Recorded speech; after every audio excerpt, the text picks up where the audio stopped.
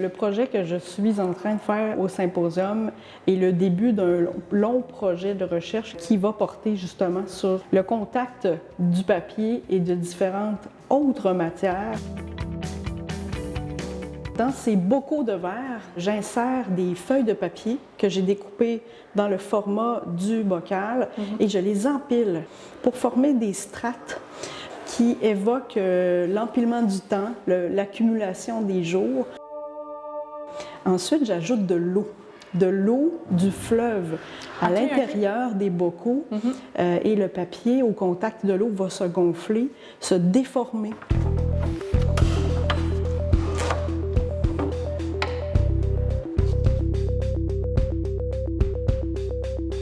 C'est juste quand on se rapproche qu'on voit en fait que c'est du papier journal. On peut effectivement avoir l'impression d'avoir affaire à une tranche d'un fond marin ou une tranche d'une strate de la planète. Effectivement, c'est ce que j'ai voulu faire, mais également évoquer un paysage.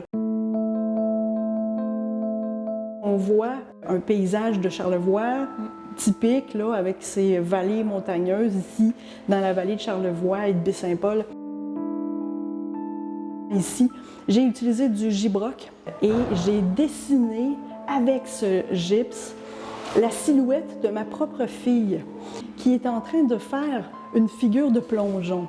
C'est une silhouette schématisée et par-dessus, je place des strates de papier journal. Le deuxième paysage que je vais faire va être différent, mais va dialoguer là, avec le premier.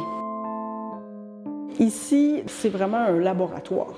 Donc, les bocaux de verre nous permettent de regarder par la transparence, regarder qu'est-ce qui se passe. C'est comme des petites capsules ou de micro-paysages et à l'intérieur, on peut voir toutes sortes de choses quand on s'y attarde. Des fois, on voit du texte, des fois, on voit des images. Est-ce que ça, c'est un choix ou c'est fruit du hasard, finalement? C'est un peu des deux. Okay.